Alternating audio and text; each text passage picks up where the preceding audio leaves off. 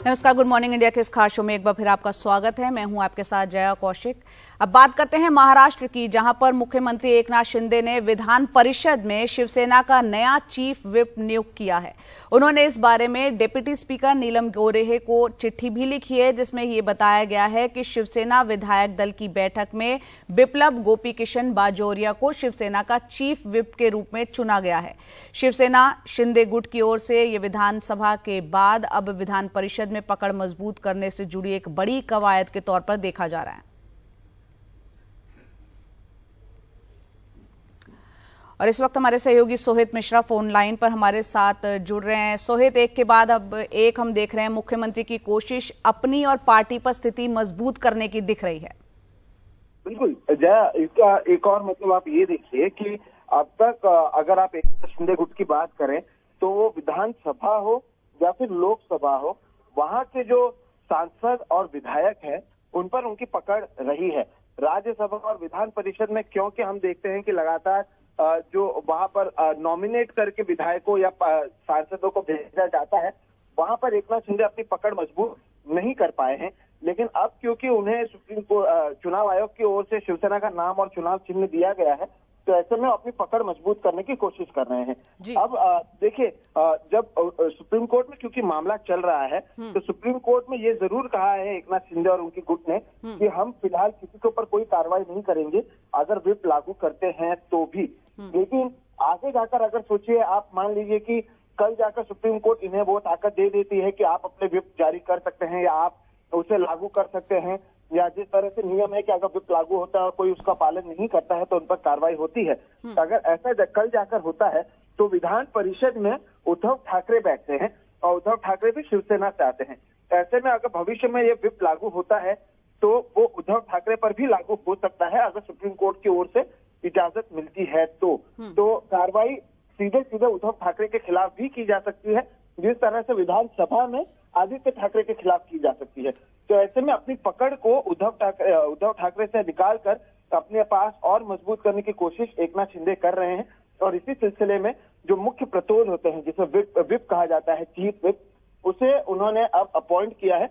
विधानसभा के बाद अब विधान परिषद में भी अपॉइंट किया है। लोकसभा में वो पहले ही कर चुके हैं। राज्यसभा के जो तीनों सांसद हैं वो फिलहाल उद्धव ठाकरे के साथ हैं, तो वहां पर उनके व्हिप इश्यू करने के लिए कोई फिलहाल मौजूद नहीं है। लेकिन जैसे कि मैंने कहा, धीरे धीरे कोशिश यही है कि एक तरफ मामला चल रहा है लेकिन दूसरी तरफ अपने आप को किस तरह से मजबूत किया जा सकता है। इससे इस कदम को उसी हिसाब से देखना चाहिए कि भविष्य में उद्धव ठाकरे पर भी अगर व्हिप लागू हो तो उद्धव ठाकरे क्या करेंगे। अगर ये सुनवाई खत्म होने तक उन्हें अगर ये इजाजत दे दी जाती है तो इसका काफी बड़ा असर हो सकता है। और इसलिए ये काफी अहम है जिस तरह से लेटर लिखा गया है, और जो उप सभापति हैं नीलम गोरे, उन्हें ये लेटर अब भेजा गया है। बिल्कुल। और विधान परिषद में चीफ व्हिप अगर ये नियुक्त हो जाते हैं तो किस तरीके से आप बता रहे हैं उद्धव ठाकरे की भी मुश्किलें बढ़ सकती हैं। यहाँ अब विकल्प जो है उद्धव ठाकरे के सामने क्या क्या नजर आ रहा है? सारा आसरा, सारी उम्मीद अब सुप्रीम कोर्ट के सामने उनके टकटकी लगाए बैठे हैं। बिल्कुल। और सुप्रीम कोर्ट में जो है दो मामले चल रहे हैं। एक मामला ये है जो 16 विधायकों के डिस्क्वालिफिकेशन का मामला है, जिस पर लगातार हियरिंग चल रही है। और उद्धव ठाकरे की उम्मीद यही है कि अगर ये हियरिंग खत्म होती है और उनके पक्ष में आती है तो 16 विधायक डिस्क्वालीफाई हो जाएंगे, जिसमें एकनाथ शिंदे गुट भी शामिल है। तो अगर वैसा होता है तो उनकी उम्मीद है कि जो शिवसेना नाम और चुनाव चिन्ह है वो एक बार फिर से उनके पास आ सकता है, ये सरकार दे सकती है। जो दूसरा मामला है वो यही है कि जिस तरह से चुनाव आयोग से एकनाथ शिंदे को शिवसेना का नाम और चुनाव चिन्ह दिया गया है, उसके विरोध में सुप्रीम कोर्ट गए हुए हैं। सुप्रीम कोर्ट की ओर से नोटिस जारी किया गया है और अगले हफ्ते से इसकी सुनवाई भी शुरू होगी। तो उद्धव ठाकरे की कोशिश और उनकी उम्मीद यही है कि सुप्रीम कोर्ट की ओर से उन्हें राहत मिलती रहे जब तक ये मामला खत्म नहीं होता है। लेकिन अगर 2 हफ्ते का क्योंकि आश्वासन दिया है और उसके बाद अगर कुछ जरूरत पड़ने पर व्हिप जारी होता है और सुप्रीम कोर्ट रोक नहीं लगाती है तो ये व्हिप उद्धव ठाकरे पर भी लागू हो सकता है, बशर्ते सुप्रीम कोर्ट कोई रोक ना लगाए। बिल्कुल। बहुत बहुत शुक्रिया इस पूरे अपडेट के लिए सोहित आपका। और आपने बताया कि किस तरह से यहाँ पर एकनाथ शिंदे गुट अपनी स्थिति को मजबूत यहाँ पर विधानसभा में तो पाता ही, अब विधान परिषद में भी किस तरीके से कोशिशें हैं अपनी स्थिति को जो है और मजबूत करने की। और यहाँ कहीं ना कहीं उद्धव ठाकरे के लिए थोड़ी मुश्किलें और बढ़ती हुई दिख रही हैं। और दिल्ली की सियासत की यहाँ पर बात कर लेते हैं। यहाँ पर भी काफी खलबली मची हुई और मनीष सिसोदिया को अदालत ने 5 दिनों की सीबीआई रिमांड पर भेजा हुआ है। उन पर दिल्ली की नई शराब नीति में कथित घोटाले का संगीन आरोप है। सीबीआई ने रविवार शाम को उन्हें गिरफ्तार किया था और इसके विरोध में कल आम आदमी पार्टी ने देश भर में बीजेपी के खिलाफ प्रदर्शन किया था।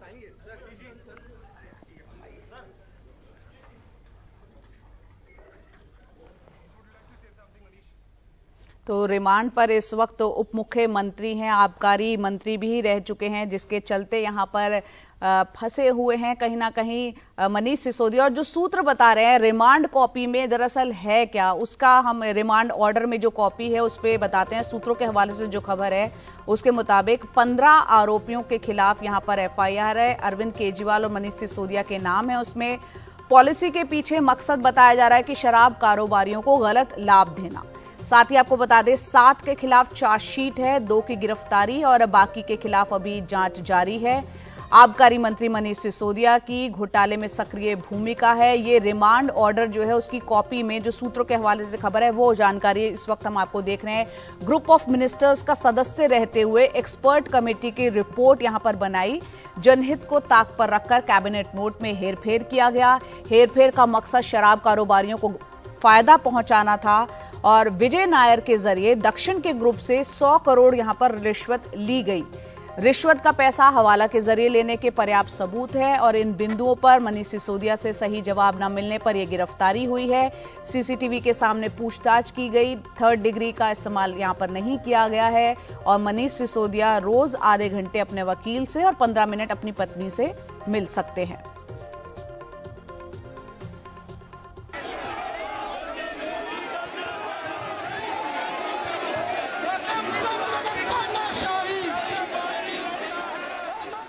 सोमवार को आम आदमी पार्टी ने देश भर में बीजेपी के खिलाफ जमकर विरोध प्रदर्शन किए।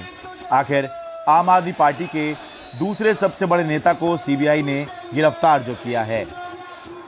दिल्ली में आम आदमी पार्टी ने बीजेपी मुख्यालय की ओर मार्च किया तो भारी पुलिस बल के साथ उग्र हुए आप कार्यकर्ताओं की खूब जोर आजमाइश भी हुई। आप कार्यकर्ताओं ने आरोप लगाया कि पुलिस ने उनके दफ्तर के अंदर घुसकर कार्यकर्ताओं को मारा और हिरासत में लिया। गेट खोल के गेट के अंदर घुस के लोगों को डिटेन किया है, उन पे हाथापाई की है और ये देश का दुर्भाग्य है। किसी भी पार्टी कार्यालय में आज तक किसी स्टेट में घुस के कोई देश की पुलिस आज तक अटैक नहीं करती होगी। हम शांतिपूर्वक तरीके से बैठे हुए थे लेकिन जबरदस्ती लाते घुसे डंडे लेकर आए हैं और हमें अंदर लेकर गए हैं। हम कार्यकर्ता हमारे हाथ में कोई डंडा नहीं है। ऑफिस के अंदर बैठे थे, वहाँ से हमें पकड़ के लाया गया है। शांतिपूर्वक तानाशाही है। देश के सर्वश्रेष्ठ शिक्षा मंत्री को सिर्फ और सिर्फ बदनाम करने की कोशिश कर रहे हैं और ये तानाशाही का मॉडल मोदी सरकार का है जिसके खिलाफ आज यह प्रदर्शन हुआ है। आज उनकी लोकप्रियता से, अरविंद केजरीवाल जी की लोकप्रियता से, आम आदमी के बढ़ते हुए वर्चस्व से आज भाजपा बौखला गई है और ये बदले की भावना से कार्रवाई की जा रही है। इसके बाद दोपहर को मनीष सिसोदिया को सीबीआई ने दिल्ली की राउज एवेन्यू कोर्ट में पेश किया। सीबीआई ने मनीष सिसोदिया की गिरफ्तारी का जो आधार कोर्ट में बताया वो कुछ इस तरह है। मनीष सिसोदिया के कंप्यूटर से ग्रुप ऑफ मिनिस्टर का एक ड्राफ्ट नोट मिला। इसमें थोक शराब लाइसेंस धारकों को मिलने वाला कमीशन 5% से बढ़ाकर 12% किया गया था। इस लाइसेंस के लिए आवेदन करने की पात्रता 100 करोड़ रुपए से बढ़ाकर 500 करोड़ रुपए की गई थी। सीबीआई ने यह भी आरोप लगाया कि उसकी जांच में यह पता चला है कि लीगल एक्सपर्ट की ओपिनियन भी हटाई गई। सीबीआई का दावा है कि मनीष सिसोदिया से जब इसके बारे में पूछा गया तो उन्होंने ठीक से जवाब नहीं दिया, जांच में सहयोग नहीं किया, इसलिए सीबीआई ने गिरफ्तार कर लिया। जबकि मनीष सिसोदिया की तरफ से कोर्ट में कहा गया कि उपराज्यपाल ने इसकी मंजूरी दी थी। यही नहीं, उपराज्यपाल की टीम ने जो सुझाव भेजे थे वो भी पॉलिसी में शामिल किए गए। पूरी चर्चा करने के बाद ही पॉलिसी लागू की गई तो षड्यंत्र की बात कहां से आ गई? सीबीआई जो सुनना चाहती है मैं वो नहीं बोल रहा तो इसका मतलब ये कैसे हो गया कि मैं जांच में सहयोग नहीं कर रहा? सीबीआई ने मनीष सिसोदिया की 5 दिन की रिमांड मांगी थी, अदालत ने दे दी। अब सीबीआई 4 मार्च दोपहर 2 बजे मनीष सिसोदिया को अदालत में फिर से पेश करेगी। अगले 5 दिन मनीष सिसोदिया को इसी सीबीआई दफ्तर में रहना होगा और सीबीआई दफ्तर 5 दिन तक ऐसे ही सील रहेगा। धारा 44 लगी रहेगी, बैरिकेडिंग रहेगी ताकि कोई आम आदमी पार्टी के कार्यकर्ता यहाँ प्रदर्शन ना कर ले।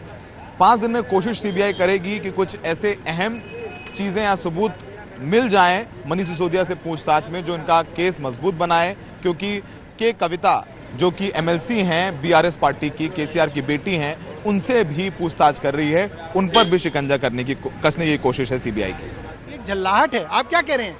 मनीष सिसोदिया खुद अपने खिलाफ सबूत नहीं दे रहे। भाई ये कहाँ होता है? ये कौन से कानून में होता है?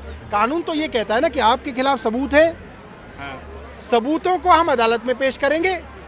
अगर आप मुजरिम होंगे, अगर आप गिल्टी होंगे, अगर आपको पाया जाएगा आपने गलत किया है तो आपको सजा मिलेगी। अब ये क्या कह रहे हैं? सबूत नहीं मिले साहब आपको, चार्जशीट नहीं करेंगे, अब आप ही को पकड़ के सबूत इकट्ठे करेंगे और तब तक आपको जेल में रखेंगे। ये कौन सा कानून है? ये कानून को अपसाइड डाउन, उल्टी गंगा बहाने की कोशिश कर रहे हैं। ये बहुत खतरनाक संकेत हैं। ये संकेत जो हैं डिक्टेटरशिप के हैं। वहां ऐसा होता है, इमरजेंसी में ऐसा होता है। आज ये आदेश आने के बाद ये बात सिद्ध हो गई है कि न्यायालय ने भी पाया है CBI accused number 1 Manish Sisodia को शराब नीति घोटाले में अपनी कस्टडी में ले, जिससे कि पूर्ण रूप से विवेचना हो सके, दूध का दूध और पानी का पानी हो जाए, या ये कहें दूध का दूध और शराब की शराब हो। एक तरफ मनीष सिसोदिया को सीबीआई ने इस मामले में घेरा हुआ है, तो दूसरी तरफ ये दबाव सीबीआई पर भी है कि वो मनीष सिसोदिया पर आरोप सिद्ध करके दिखाए। मनीष सिसोदिया को 5 दिन की सीबीआई रिमांड पे भेज दिया गया है, तो फिलहाल आम आदमी पार्टी को ये रणनीति बनानी है कि आगे उसको इस मुद्दे को कैसे लेके जाना है। तो वहीं केजरीवाल सरकार के सामने चुनौती ये है कि दिल्ली सरकार के 33 में से 18 विभाग संभालने वाले मनीष सिसोदिया जब सीबीआई की गिरफ्त में हैं, तो फिर सरकार कैसे चलेगी। दिल्ली से सौरभ शुक्ला, परिमल कुमार और कैमरा पर्सन मोहम्मद मुर्सलीन के साथ मैं शरद शर्मा, एनडीटीवी इंडिया। और आइए अब आपको दिखाते हैं कि दरअसल किस क्रम में सीबीआई ने मनीष सिसोदिया पर यह पूरा का पूरा शिकंजा कसा। इसकी शुरुआत हुई 17 अगस्त 2022 से, जहां सीबीआई ने एफआईआर में मनीष सिसोदिया को आरोपी नंबर 1 बनाया। 19 अगस्त 2022 को मनीष सिसोदिया के घर पर सीबीआई का छापा पड़ा। 30 अगस्त को मनीष सिसोदिया के बैंक लॉकर खंगाले गए। 17 अक्टूबर को मनीष सिसोदिया से 9 घंटे तक सीबीआई ने पूछताछ की। फिर उसके बाद 25 नवंबर को सीबीआई ने चार्जशीट दाखिल की। मनीष सिसोदिया का नाम उसमें नहीं था। 15 जनवरी, नया साल जब लग गया, 2023 की हम बात कर रहे हैं, वहां मनीष सिसोदिया के दफ्तर से सीबीआई ने कई कंप्यूटर यहां पर जब्त किए बताया जा रहा है। और 18 फरवरी 2023 को मनीष सिसोदिया को सीबीआई का समन आता है। 19 फरवरी को सिसोदिया की मांग पर, मनीष सिसोदिया ने जो मांग की उस पर सीबीआई ने उनको वक्त दे दिया, क्योंकि दिल्ली का बजट उन्हें तैयार करना था, तो उनको वक्त दिया गया। 26 फरवरी को 8 घंटे की पूछताछ के बाद मनीष सिसोदिया की गिरफ्तारी यहां पर हो जाती है और 27 फरवरी को उनको 5 दिन की सीबीआई रिमांड पर भेज दिया गया।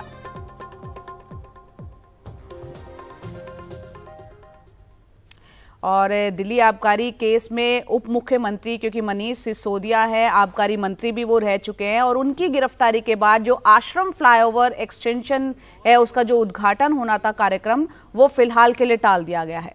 दरअसल रिपेयरिंग के बाद फ्लाईओवर को आज आवाजाही के लिए खोल दिया जाना था। आश्रम फ्लाईओवर एक्सटेंशन का उद्घाटन दिल्ली के मुख्यमंत्री अरविंद केजरीवाल करने वाले थे। हालांकि दिल्ली सरकार के नंबर 2 और अरविंद केजरीवाल के बेहद करीबी मनीष सिसोदिया को सीबीआई रिमांड पर भेजे जाने के बाद दिल्ली सरकार ने एक कार्यक्रम को रद्द करने का फैसला किया।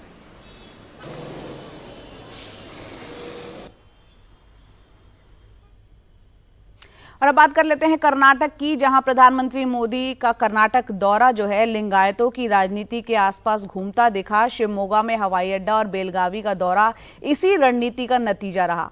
आखिर शिवमोगा लिंगायतों के लिए बड़े नेता बीएस येदियुरप्पा का शहर भी है, और बेलगावी में पंचम सालियों का विरोध यहां पर थम नहीं रहा है, और ये लिंगायतों की ही उपजाति है, और इनकी अगुवाई बीजेपी के ही वरिष्ठ लिंगायत नेता गौड़ पाटिल, बसवन गौड़ पाटिल जो है, उन्होंने यत्नाल कर रहे हैं। और अप्रैल के बाद राज्य में बताया जा रहा है कि चुनाव हो सकते हैं, उसके लिए कवायद भी अब शुरू हो चुकी है। बेलगावी में प्रधानमंत्री नरेंद्र मोदी का 10 किलोमीटर लंबा रोड शो।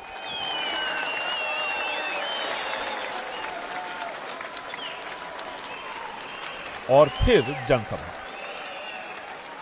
यहां विधानसभा की 18 सीटें हैं, जिनमें से 13 बीजेपी के पास है। बेलगावी और आसपास के उत्तर कर्नाटक के इलाके लिंगायतों का गढ़ है, जो पिछले तकरीबन 3 दशकों से बीजेपी के साथ है। यहीं से प्रधानमंत्री ने किसानों को 16,000 करोड़ रुपए की पीएम किसान योजना की 13वीं किस्त भी जारी की।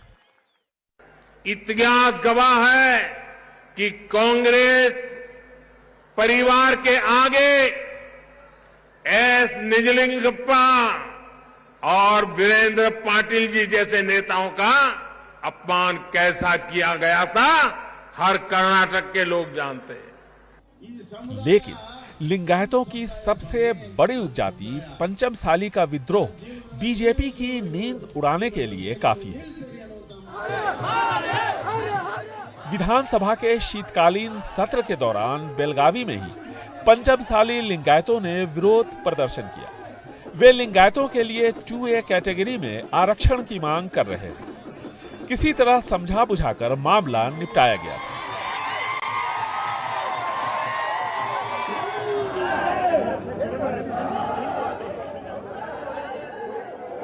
लेकिन कुछ ही दिन बाद मुख्यमंत्री बसवराज बोम्मई के घर का घेराव करने निकले लिंगायत संत जय मृत्युंजय स्वामी और बीजेपी विधायक बसवन गौड़ पाटिल को पुलिस ने हिरासत में ले लिया। तकरीबन 65% आबादी वाले पंचमसाली लिंगायतों का विरोध अब भी जारी है। ऐसे में बीजेपी बेलगावी और आसपास के इलाकों में लिंगायतों को रिझाने में लगी है। ज्यादातर पंचमसाली लोग खेती बाड़ी और ग्रामीण उद्योग से जुड़े हैं।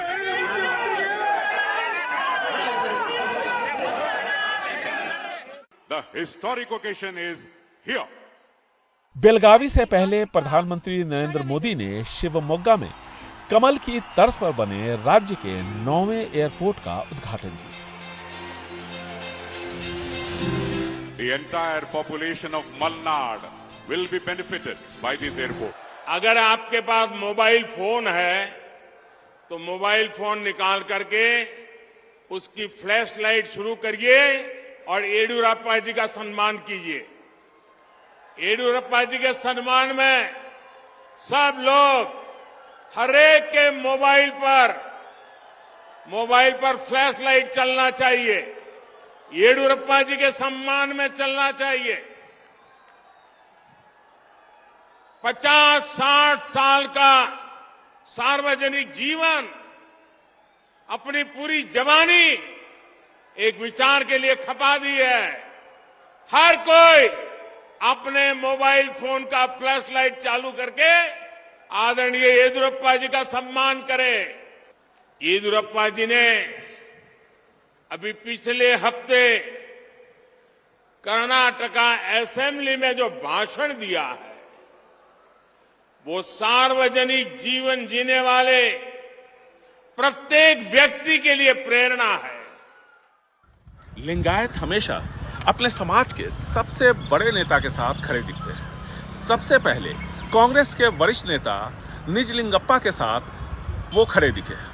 जब निजलिंगप्पा का मुंह कांग्रेस से भंग हुआ तो निजलिंगप्पा के कहने पर लिंगायतों ने जनता परिवार के ब्राह्मण नेता रामकृष्ण हेगड़े का साथ दिया। रामकृष्ण हेगड़े के बाद एक बार फिर लिंगायतों ने कांग्रेस के वीरेंद्र पाटिल का समर्थन किया। वीरेंद्र पाटिल का मुंह जब कांग्रेस से भंग हुआ तो लिंगायतों ने जनता परिवार के जेएच पटेल को समर्थन दिया और जेएच पटेल के बाद बीएस येदियुरप्पा। येदियुरप्पा अब चुनावी राजनीति से दूर होने का फैसला कर चुके हैं। ऐसे में लिंगायत समाज उनका विकल्प तलाश रहा है और बीजेपी की चुनौती लिंगायतों पर अपनी पकड़ बनाए रखने की है। बेंगलुरु से कैमरामैन गोविंद मूर्ति के साथ निहाल खुदवई, एनडीटीवी इंडिया।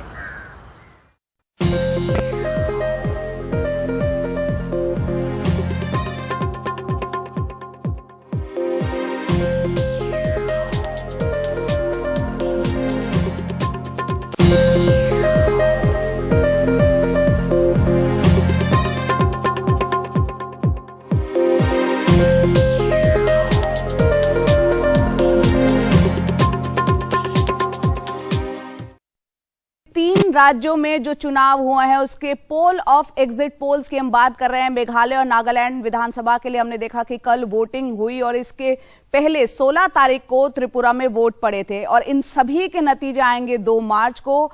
लेकिन अलग अलग मीडिया हाउस के जो एग्जिट पोल हैं उसमें चुनावी नतीजों के जो रुझान सामने आए हैं उसकी अगर बात करें तो पोल ऑफ एग्जिट पोल्स के मुताबिक उससे अंदाजा लगाया जा सकता है कि किस राज्य में कौन सा दल जो है सत्ता में आ सकता है। त्रिपुरा में सभी सीटों पर 16 फरवरी को मतदान हुए हैं। मेघालय नागालैंड में एक ही चरण में कल मतदान हो चुके हैं। और सबसे पहले अगर हम बात करें नागालैंड की तो आपको हम बता दें कि 3 राज्यों में से 2 राज्य ऐसे हैं जिसमें बीजेपी को बढ़त हासिल हो रही है। सबसे पहले नागालैंड की अगर हम बात करें तो नागालैंड में एनडीए की यहां पर सरकार है। यहां नागालैंड, मेघालय, त्रिपुरा में आप देखिए 60-60 विधानसभा की सीटें हैं। सबसे पहले नागालैंड का हम जिक्र कर रहे हैं जिसमें एनडीए की सरकार और नागालैंड में विधानसभा चुनाव के लिए हुए मतदान के बाद जो एग्जिट पोल आए हैं उसमें बीजेपी और नेशनलिस्ट डेमोक्रेटिक प्रोग्रेसिव पार्टी जिसे एनडीपीपी भी कहा जाता है उसके गठबंधन को बहुमत यहां पर नजर आ रहा है। आप देख सकते हैं 60 में से 42 सीटें बीजेपी और एनडीपीपी को मिलता हुआ दिख रहा है। 12 सीटों का फायदा दिख रहा है। पिछले विधानसभा चुनाव की अगर हम बात करें कांग्रेस को यहां पर 1 सीट हासिल होती हुई दिख रही है। वहीं एनपीएफ के खाते में 6 सीटें आती हुई दिख रही है, यानी 20 का नुकसान यहां नागालैंड में दिख रहा है एनपीएफ को। अन्य के खाते में 11 आ रही हैं, यानी कि 7 सीटें जो हैं उसमें इजाफा दिख रहा है। तो यानी अन्य जो है एक अहम भूमिका यहां पर निभा सकता है और कांग्रेस को यहां पर 1 ही मिल रही है। नागा पीपल्स फ्रंट को 6 सीटें मिलने का अनुमान है। तो ये नागालैंड की स्थिति है जिसमें कि चुनाव कल हुआ है, मतदान हुआ है। अब दूसरे राज्य की अगर हम बात करें, मेघालय की बात करते हैं जहां कल वोटिंग हुई है और यहां पर कॉनरेड संगमा की नेशनल पीपल्स पार्टी जिसे एनपीपी कहता है उसकी सरकार है। यहां पर ग्राफिक्स के जरिए अब हम आपको बता रहे हैं यहां भी 60 विधानसभा सीटें हैं। बीजेपी के खाते में 6 जाती हुई दिख रही हैं, यानी 4 का इजाफा बीजेपी का यहां पर होता हुआ दिख रहा है। कांग्रेस के खाते में 6 जाती हुई दिख रही है, 15 का नुकसान दिख रहा है। एनपीपी को 20 मिलने की संभावना है। वहीं टीएमसी की एंट्री जो हुई है वो काफी दिलचस्प हो जाती है क्योंकि 11 सीटें बताया जा रहा है कि यहां पर टीएमसी के खाते में जा सकते हैं और अन्य को जो है 17 सीटें यहां पर मिल सकती है। यहां पर अन्य का जो है खाता जो बढ़ता हुआ दिख रहा है वो काफी दिलचस्प हो जाता है। मेघालय की अगर हम खासतौर से बात करेंगे तो त्रिपुरा की अगर लड़ाई देखें तो यहां भी जो है मुकाबला जो है काफी दिलचस्प हो रहा है क्योंकि सबसे ज्यादा दिलचस्पी यहां पर जो नजर आ रही है वो तिपरा मोथा की पार्टी जो कि एक नई पार्टी है और आदिवासियों में काफी दबदबा माना जाता है। प्रद्युम्न जो है उनको काफी पसंद किया जाता है और अगर पोल ऑफ एग्जिट पोल्स की अगर अब बात करें तो 12 सीटें तिपरा को दिख रही है। 60 सीटें यहां पर विधानसभा की हैं और 31 वो जादुई आंकड़ा है जो कि बहुमत का आंकड़ा है। और यहां देखिए कांग्रेस को 0 यानी कि खाता खुलता हुआ नहीं दिख रहा है। लेफ्ट के खातों में बताया जा रहा है 15 सीटों पर जो है लेफ्ट की यहां पर सीटें आ सकती है, यानी कांग्रेस और लेफ्ट इस बार जो है मिलकर चुनाव लड़ रहे थे। शायद अगर पोल ऑफ एग्जिट पोल्स की अगर बात की जाए तो वो लोगों ने इतना पसंद नहीं किया है। ये सिर्फ अनुमान है, हम आपको ये भी बता दें ये सिर्फ अनुमान है और रुझान है और नतीजे के हैं जो आएंगे वो 2 मार्च को आएंगे। तो 3 वो राज्य हैं उत्तर पूर्व के राज्य इस साल की शुरुआत में वहां पर चुनाव हुआ है। हालांकि इस पूरे साल में कुल 9 राज्यों में चुनाव होना है और शुरुआत इसकी हो चुकी है 2 मार्च को सबके सामने, यानी अब कुछ ही घंटों की अगर हम बात करें नतीजे सबके सामने होंगे। नागालैंड, मेघालय, त्रिपुरा तीनों ही राज्यों में 60 विधानसभा की सीटें और अनुमानित विजेता पोल ऑफ पोल्स के मुताबिक हम बता रहे हैं कि किस तरह से यहां पर 2 राज्यों में भी बीजेपी को बढ़त हासिल होती हुई दिख रही है।